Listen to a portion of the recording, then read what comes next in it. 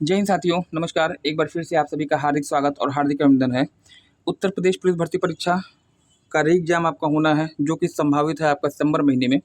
हाँ, इसी परीक्षा को ध्यान में रखकर स्पेशली जीएस की एक सीरीज आपकी चल रही है और इसका आज आपका होगा model paper number set number 7।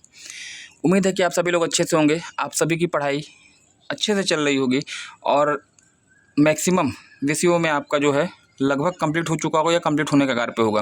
Revision चल रहा होगा। इस रिवीजन को और लक्ष्यभेदी बनाने के लिए जो है ये सीरीज आपकी ऑर्गेनाइज की गई है और लगभग हर दिन मॉर्निंग में सुबह 5 बजे आपको प्रोवाइड की जाती है। कोशिश करिए लाइव देखने के लिए। अगर मान लीजिए आप लाइव नहीं देख पाते हैं तो दिन भर में जब भी आपको 10 से 15 मिनट या 20 मिनट का समय मिलता है, समय निकाल कर एक कापी और एक पेन लेके बैठिएगा। 25 महत्वपूर्ण प्रश्न होंगे जो विभिन्न विषयों से आपके होंगे, चाहे इतिहास हो, चाहे भूगोल हो, चाहे संविधान हो, चाहे कुछ भी आपका हो जीएस का यहाँ पर कवर किया जाएगा। कापी पेन लेके बैठिएगा। प्रश्न के उत्तर से ज़्यादा उसके ऑप्शन की व्याख्या महत्वपूर्ण होगी, क्योंकि व्याख्या से मैक्सिमम प्रश्न आपके बनते हैं। आइए शुभारंभ करते हैं। चैनल पे पहली बार आए हैं, चैनल सब्सक्राइब कर दीजिएगा, बेल आइकन को प्रेस कर दीजिएगा, क्योंकि ऐसे ही प्रतियोगी परीक्षाओं की दृष्टि से महत्वपूर्ण कंटेंट मैं आपको प्रोवाइड करता रहता हूँ। आइए शुभारंभ करते हैं आज की सेशन का। भारतीय इतिहास एंशिएंट हिस्ट्री से लिया गया क्वेश्चन पूछा गया है, निम्नलिखित में से किन स्रोतों से भारतीय इतिहास के विषय में जानकारी प्राप्त होती है। 4 ऑप्शन आपका दिया गया है। इतिहास के विषय में जानकारी किससे मिलती है आपसे पूछा गया है। साहित्यिक एवं पुरातात्विक स्रोत, ऐतिहासिक एवं समसामयिक स्रोत, विदेशी यात्रियों के विवरण या फिर उपयुक्त सभी। किससे जो है भारतीय इतिहास के बारे में आपको जानकारी प्राप्त होती है, तो इस प्रश्न का सिंपल सा उत्तर आपको समझ में आ रहा होगा। हमें जो है साहित्यिक और पुरातात्विक स्रोतों से भी जानकारी मिलती है, ऐतिहासिक और समसामयिकी स्रोत से भी जानकारी मिलती है और विदेशी यात्रियों के विवरण से भी आपको मिलती है जानकारी। तो यहाँ पे ऑप्शन मुझे लगता है जहाँ तक होना चाहिए ऑप्शन डी हो जाएगा यहाँ पे राइट, उपयुक्त सभी। नेक्स्ट प्रश्न संख्या 2 की बात करिएगा। थोड़ा सा डीप क्वेश्चन है और ये आपके लिए चैलेंजिंग प्रश्न होगा और यकीन मानिए कि ऐसे प्रश्न अगर आपके आ जाते हैं लगभग 25 से 30 की संख्या में तो मेरिट को डिमेरिट कर देंगे। इतिहास से लिया गया क्वेश्चन पूछा गया है, अष्टांग हृदय संहिता निम्नलिखित में से किससे संबंधित है। और इस प्रश्न को आप जरूर नोट करिएगा, मेरे कहने से नोट करिएगा, क्योंकि ऐसे क्वेश्चन जो है निश्चित रूप से जो है आपके लिए प्रॉब्लम क्रिएट करते हैं। अष्टांग हृदय संहिता की बात हो रही है, किससे संबंधित है। खगोल शास्त्र, नीति शास्त्र, योग शास्त्र या फिर आयुर्वेद। तो यह क्षेत्र आपका किससे संबंधित है, तो ऑप्शन डी होगा आपका आयुर्वेद। और आयुर्वेद किससे संबंधित है, चिकित्सा शास्त्र से संबंधित है, याद रखिएगा। आयुर्वेद किसका उपवेद है, तो ये जो है आपका ऋग्वेद का उपवेद होगा। नेक्स्ट प्रश्न संख्या 3 की अगर आप बात कर लीजिएगा तो यहाँ पे आपका दिया गया है कि 16 महाजनपदों का उल्लेख किस बौद्ध धर्म ग्रंथ में मिलता है। अंगुत्तर निकाय, महावस्तु, दीपवंश या फिर महावंश। प्रश्नों का लेवल आज आपका टफ होगा निश्चित रूप से, और जैसे जैसे आपकी सीरीज बढ़ती जाएगी प्रश्नों का लेवल आपका टफ से टफेस्ट होता जाएगा, ताकि आप जब परीक्षा में जाएँ तो इस सीरीज से बाहर क्वेश्चन आपको न मिले। 16 महाजनपदों की बात हो रही है, किस बौद्ध धर्म में इसका उल्लेख मिलता है, तो इस प्रश्न का जो सही उत्तर आपका होगा ऑप्शन ए अंगुत्तर निकाय द राइट आंसर। ठीक है ना। चलिए प्रश्न संख्या अगर मैं यहाँ पे बात करता हूँ 4 की, तो यहाँ पे आपका दिया गया है कि निम्नलिखित में से किसने पाटलिपुत्र को पोलीब्रोथा कहा था। पाटलिपुत्र को पोलीब्रोथा किसने कहा है। मेगास्थनीज, स्ट्रैबो, प्लूटार्क या फिर एरियन। जो इतिहास से संबंधित है इसका उत्तर बखूबी जानते हैं। पाटलिपुत्र वर्तमान समय में पटना कहा जाता है और इसे जो है मेगास्थनीज ने पोलीब्रेथा की संज्ञा दी थी, है ना। मेगास्थनीज एक यूनानी दार्शनिक था, आया था मौर्य साम्राज्य में, और इसकी एक बहुत ही फेमस पुस्तक है। उस पुस्तक का नाम आप मुझे कमेंट सेक्शन में बताइएगा। पुस्तक का नाम आपसे पूछा जाता है, ये किसकी रचना है ना। प्रश्न संख्या अगर मैं 5 की अगर बात करता हूँ तो यहाँ पे दिया है कि निम्नलिखित में से किस विद्वान ने ब्लैक होल थ्योरी प्रतिपादित की थी। ये आपका प्रश्न जो है वह खगोल विज्ञान से संबंधित है। ब्लैक होल थ्योरी पूछी गई है, या इसी को हिंदी में आप कहते हैं कृष्ण छिद्र सिद्धांत, किसने दिया था। CV Raman, H Bhabha, Homi Jahangir Bhabha, S Chandrashekhar या फिर हरगोविंद खुराना। कृष्ण छिद्र सिद्धांत आपका दिया गया है किसके द्वारा, तो ऑप्शन होगा यहाँ पे आपका चंद्रशेखर हो जाएंगे। एस चंद्रशेखर, ऑप्शन सी होगा यहाँ पे आपका right. CV Raman, Raman effect, Homi Jahangir Bhabha जो आप कहते हैं भारत में परमाणु का कार्यक्रम के जनक माने जाते हैं। और हर गोविंद खुराना ने क्या किया था, तो पौधों में संवेदनशीलता की बात इन्होंने बताई थी। प्रश्न संख्या अगर 6 की बात करिएगा तो यहाँ पे दिया गया है, निम्नलिखित में से कौन अंतरिक्ष में नहीं पाया जाता है। निम्न में से कौन अंतरिक्ष में नहीं पाया जाता है? पल्सर, ब्रिस्टल, ब्लैक होल या फिर क्वासर। कौन अंतरिक्ष में नहीं पाया जाता है? तो इसका जो सही उत्तर आपका होना चाहिए ऑप्शन बी होगा, ब्रिस्टल स्टार आपका उत्तर सही होगा। पल्सर आपको अंतरिक्ष में मिलेगा, ब्लैक होल आपको मिलता है और क्वासर आपको अंतरिक्ष से संबंधित है। प्रश्न संख्या अगर 7 की बात करिएगा तो ये भी जो है खगोल विज्ञान का क्वेश्चन है, कॉस्मोलॉजी का। पूछा गया है कि सूर्य को हमारी आकाशगंगा की एक परिक्रमा पूरा करने में कितना समय लगता है। इम्पॉर्टेंट क्वेश्चन है और मैंने आपको पढ़ाया भी है, गलत तो आप करेंगे नहीं। एक परिक्रमा पूरी करने में सूर्य को कितना समय लगता है? 2.5 करोड़ वर्ष, 10 करोड़ वर्ष, 25 करोड़ वर्ष या फिर 50 करोड़ वर्ष। तो याद रखिएगा, आकाशगंगा के केंद्र की परिक्रमा पूरा करने में सूर्य को समय कितना लगता है? बताइएगा 25 करोड़ वर्ष। और इसी अवधि को जो है आप कॉस्मिक ईयर यानी ब्रह्मांड वर्ष के नाम से भी जानते हैं। तो ये भी आपको जो है ध्यान देना होगा, कॉस्मिक ईयर ब्रह्मांड वर्ष कहा जाता है, 25 करोड़ वर्ष, है ना। प्रश्न संख्या अगर आप 8 की बात कर लीजिएगा तो यहाँ पे आपका दिया गया है, पृथ्वी की संरचना में प्रवार के नीचे का क्रोड किस एक से बना होता है, ये आपसे पूछा गया है। सियाल, सीमा, नीफे आपने पढ़ा है, आपने क्रस्ट, मेंटल, कोर पढ़ा है और मेंटल को अंग्रेजी में आप क्या कहते हैं? प्रवार कहते हैं, है ना। प्रवार यानी मेंटल के नीचे होता है क्रोड, और क्रोड जो है किससे बना होता है? तो एल्युमिनियम दिया है, क्रोमियम दिया है, लोहा दिया है और सिलिकॉन दिया है। क्रोड यानी निफे और निफे यानी निकल प्लस फेरस, और फेरस यानी क्या हो जाएगा आपका? आयरन हो जाएगा यानी लोहा। ऑप्शन हो जाएगा यहाँ पे राइट, ऑप्शन सी यहाँ पे राइट हो जाना चाहिए। नेक्स्ट प्रश्न संख्या 9 की बात करिएगा। यहाँ पे दिया गया जब पृथ्वी पर दिन और रात की अवधि बराबर होती है तो सूर्य की किरणें सीधी पड़ती है। कहाँ पे सूर्य किरणें पड़ेंगी? लंबवत पड़ेंगी, आपसे पूछा गया है। कर्क रेखा पे, मकर रेखा पर, उत्तरी ध्रुव पर या फिर विषुवत रेखा पे। दिन रात की अवधि बराबर कब होती है? पहले मैं आपसे ये पूछूं तो 21 मार्च, है ना। 21 मार्च और 23 सितंबर ये 2 तिथियां हैं जबकि पूरी पृथ्वी पे दिन रात की अवधि 12-12 घंटे की होती है, चाहे उत्तरी गोलार्ध हो और चाहे आपका दक्षिणी गोलार्ध हो। अब इस समय सूर्य की स्थिति कहाँ पे होगी? तो आप कहेंगे विषुवत रेखा पे होती है, और विषुवत रेखा पे किरणें आपकी लंबवत होती है। तो मतलब ऑप्शन क्या हो जाएगा राइट? डी हो जाएगा, विषुवत रेखा यानी इक्वेटर पे। प्रश्न संख्या अगर मैं 10 की बात करूं तो ये भी जो खगोल विज्ञान का क्वेश्चन है, कॉस्मोलॉजी का, ब्रह्मांड विज्ञान का, पूछा गया कि ग्रहों के बारे में निम्नलिखित में से क्या असत्य है। 4 फैक्ट आपको दिए गए हैं और पूछा गया है कौन सा सही नहीं है। देखिएगा, ये प्रकाशहीन होते हैं लेकिन चमकते नहीं हैं, पहला।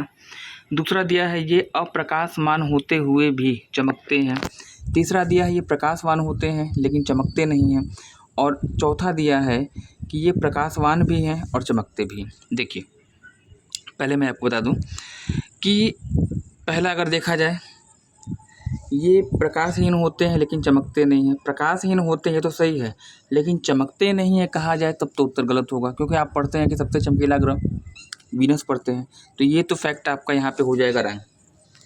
सी की अगर मैं बात कर लूँ एक बार, प्रकाशवान होते हैं लेकिन चमकते नहीं हैं। जब प्रकाशवान आदमी हो, जाहिर सी बात है उसमें प्रकाश होगा ही होगा, चमकेगा ही। तो ये भी उत्तर मुझे लगता है गलत होना चाहिए। ये प्रकाशवान भी हैं और चमकते भी हैं। पहली चीज़, ग्रह प्रकाशवान नहीं होते हैं, सूर्य के प्रकाश से चमकते हैं, इनका खुद का प्रकाश नहीं होता, ये मैंने आपको बताया है। तो यहाँ पे जो है मुझे लगता है बी होना चाहिए राइट। अप्रकाशमान होते हैं और साथ ही साथ चमकते भी हैं, मतलब जितने ग्रह हैं उनका अपना खुद का प्रकाश नहीं है बल्कि सूर्य की किरणें इन पे पड़ती हैं, तो ये आपको चमकीले प्रतीत होते हैं। वीनस इसका सबसे अच्छा उदाहरण है और यही कारण है कि वीनस को आपने क्या कहा है, भोर का तारा या सांझ का तारा भी कहा है। तो ऑप्शन बी यहाँ पे हो जाएगा राइट। प्रश्न संख्या अगर 11 की बात करिएगा तो यहाँ पे आपका दिया गया है कि किस तिथि को पृथ्वी सूर्य के निकटतम होती है ना। पृथ्वी और सूर्य के बीच में सबसे कम दूरी कब पाई जाती है आपसे पूछा गया है, या दूसरे शब्दों में उपसौर या परहेलियन कब होता है, 22 दिसंबर, 4 जुलाई, 3 जनवरी या फिर 21 जून। तो याद रखिएगा कि 3 जनवरी आपका उत्तर यहाँ पे होगा राइट। 3 जनवरी को पृथ्वी और सूर्य के बीच में सबसे कम दूरी होती है, और कितनी होती है तो 14.69 करोड़ किलोमीटर आपकी जो है सबसे कम दूरी होगी 3 जनवरी को। और इस कंडीशन को आप उपसौर या परहेलियन के नाम से जानते हैं। अगर मैं बात करूं 4 जुलाई की, तो 4 जुलाई को पृथ्वी सूर्य के बीच में मैक्सिमम डिस्टेंस होती है, कितनी होती है तो आप बताइएगा 15.02 करोड़ किलोमीटर, है ना। और इस कंडीशन को आप सूर्योच्च या अपसौर या अपहेलियन कहते हैं। चलिएगा, 22 दिसंबर वर्ष का सबसे छोटा दिन भारत में, और 21 जून वर्ष का सबसे लंबा दिन भारत में। चलिएगा, प्रश्न संख्या 12 की बात करिएगा, तो यहाँ पे आपका दिया गया कि निम्न देश के संविधान में हमारे देश का उल्लेख किस नाम से है। हमारे देश के लिए किस नाम का प्रयोग किया गया है, यह आपसे पूछा गया है। भारत तथा इंडिया, केवल भारत, हिंदुस्तान तथा इंडिया, भारत, हिंदुस्तान तथा इंडिया। संविधान में किन 2 शब्दों का प्रयोग हुआ है, संविधान से लिया गया क्वेश्चन है। और ऑप्शन बी, ये भी आप गलत करेंगे नहीं। भारत के लिए भारत का प्रयोग किया गया है और इंडिया का प्रयोग किया गया है। और वहीं अगर आपसे पूछ दें कि भारतीय संघ के लिए किस शब्द का प्रयोग किया गया है, तो आप बताएंगे यूनियन। यूनियन जो है कनाडा से लिया गया है। देखिए, संघ शब्द के लिए 2 शब्द प्रयोग किया जाते हैं, एक फेडरल और एक यूनियन। फेडरल यूएसए में और यूनियन आपका कनाडा में। तो भारत में कनाडा के नाम को लिया गया, यूनियन कहा गया। चलिएगा, 13 की अगर बात कर लीजिएगा, तो विश्व में सबसे बड़ा एवं सबसे व्यापक लिखित संविधान किस देश का है। ग्रेट ब्रिटेन दिया है, संयुक्त राज्य अमेरिका दिया है, कनाडा दिया है और भारत दिया है। सबसे बड़ा और सबसे व्यापक लिखित की बात हो रही है, तो सबसे पहले चीज़ ग्रेट ब्रिटेन, तो यहाँ से आपका कट जाएगा, क्योंकि ग्रेट ब्रिटेन आपका लिखित संविधान है ही नहीं, यहाँ पे अलिखित संविधान है। लिखित में बचा क्या, एक तो बचा अमेरिका और एक बचा आपका भारत, ठीक है ना। अमेरिकी संविधान में कितने अनुच्छेद हैं, 7। भारत में कितने हैं, 395। यानी मुझे लगता है कि ऑप्शन डी यहाँ पे हो जाना चाहिए। विश्व का सबसे व्यापक और सबसे लिखित संविधान सबसे बड़ा कौन सा है, भारत का बताइएगा। 395 अनुच्छेद, 12 अनुसूचियाँ और आपके 22 भाग में विभाजित होगा। चलिएगा, प्रश्न संख्या अगर मैं 14 की अगर मैं बात कर लेता हूँ, तो यह भी संविधान का क्वेश्चन है और पूछा गया है कि भारतीय संविधान की विशेषता है। क्या विशेषता है भाई, सबसे कठोर, सबसे लचीला, अंशतः कठोर, अंशतः लचीला और उपयुक्त में से कोई नहीं। ना तो भारत का संविधान कठोर है और ना ही भारत का संविधान लचीला है। आपको पहले ही पाठ में बताया जाता है। ऑप्शन सी आपका होगा राइट, अंशतः कठोर है और अंशतः लचीला है, ऑप्शन सी हो जाएगा राइट। आज के सेशन का 15 क्वेश्चन 15वां दिया गया है कि भारत एक गणतंत्र है, इसका अर्थ है, क्या अर्थ है। सभी मामलों में अंतिम अधिकार जनता के पास होते हैं। भारत में संसदीय शासन नहीं है। भारत में वंशानुगत शासन नहीं है, या भारत राज्यों का संघ है। भारत एक गणतंत्र है, इसका अभिप्राय क्या है। गणतंत्र मतलब हमारे यहाँ जो प्रधानमंत्री होता है, सर्वे सर्वा होता है, उसका चयन किया जाता है वयस्क मताधिकार के द्वारा, जनता के द्वारा, और 5 साल के बाद जो है उसको रिटायर कर दिया जाता है, उसको हटा दिया जाता है ना। मतलब कहने का कि भारत में जो शासन व्यवस्था है वंशानुगत नहीं होगा, राजा का बेटा राजा नहीं होगा, बल्कि जिसकी उड़ान ऊंची होगी वो क्या होगा, वही राजा होगा।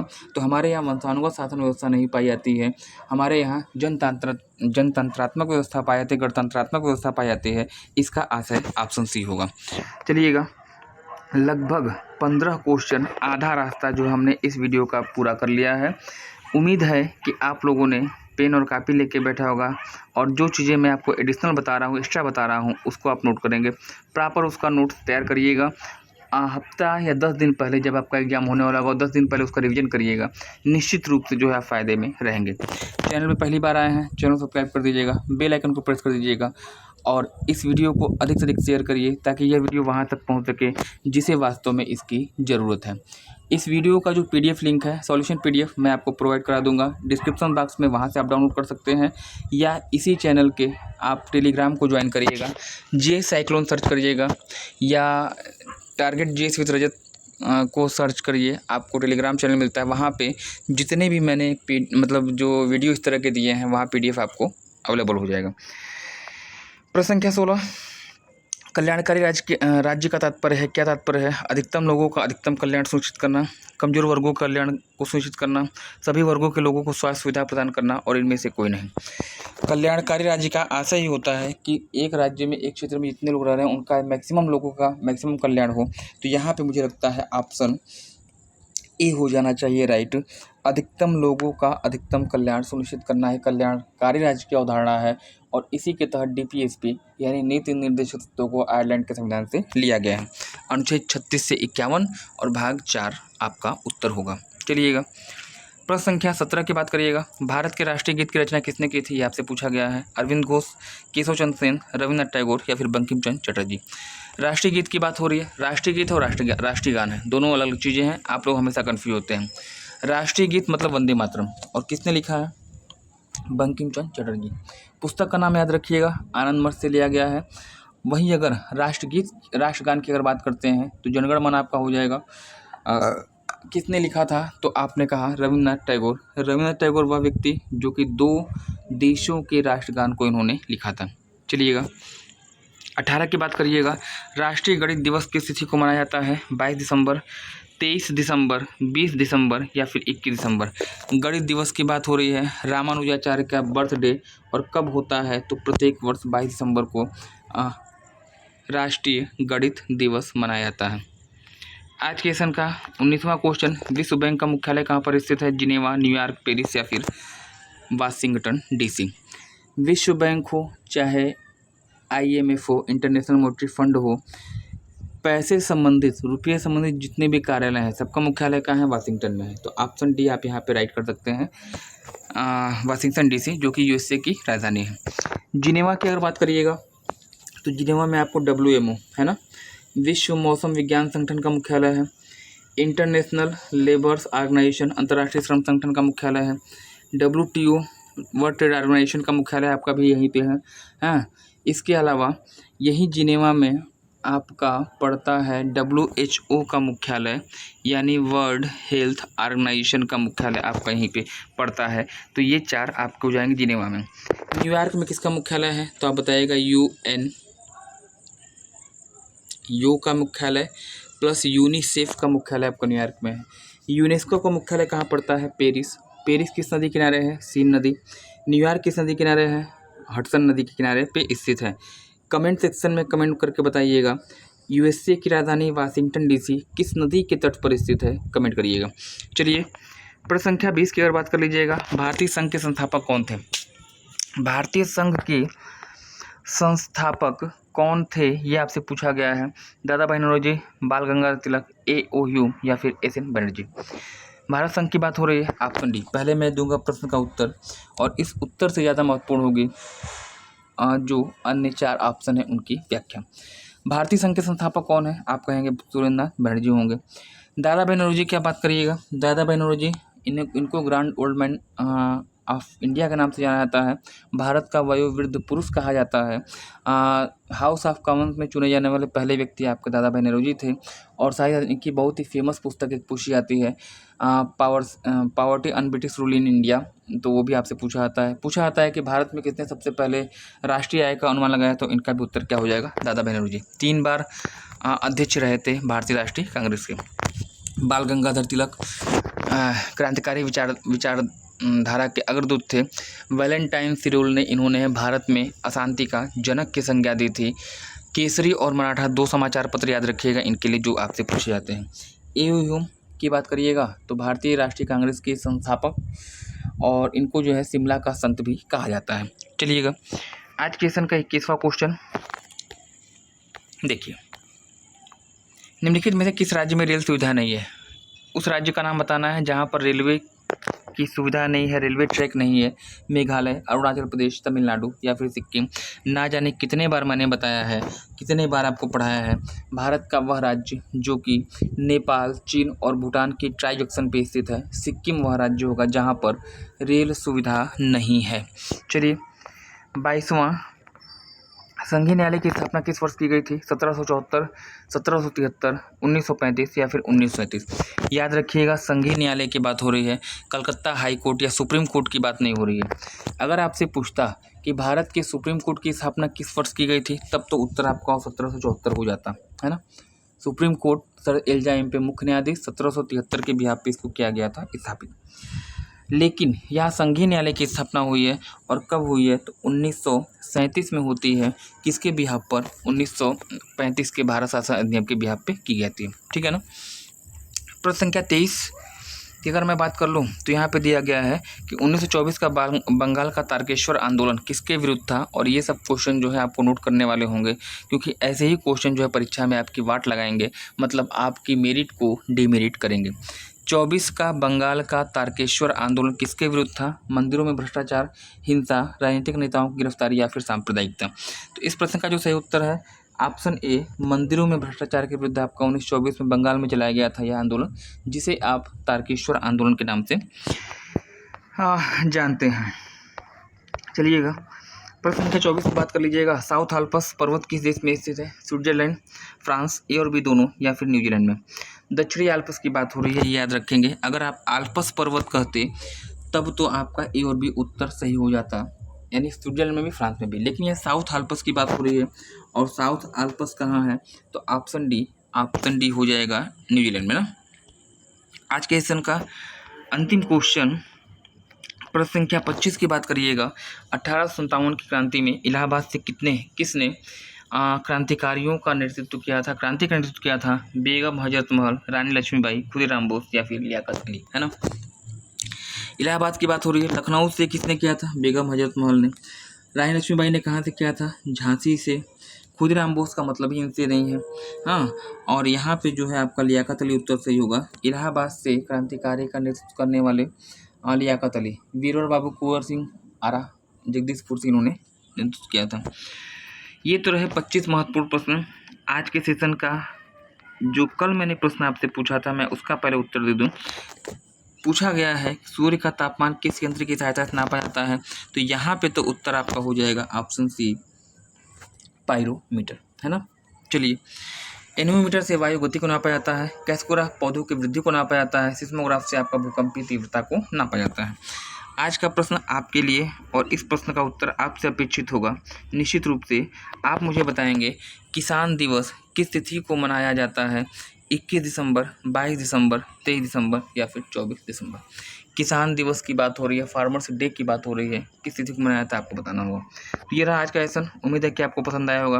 वीडियो को अधिक से अधिक शेयर करिए ताकि यह वीडियो वहाँ तक पहुँच सके जिसे वास्तव में इसकी ज़रूरत है। आज के लिए इतना ही, मिलते हैं अगले क्लास में। धन्यवाद।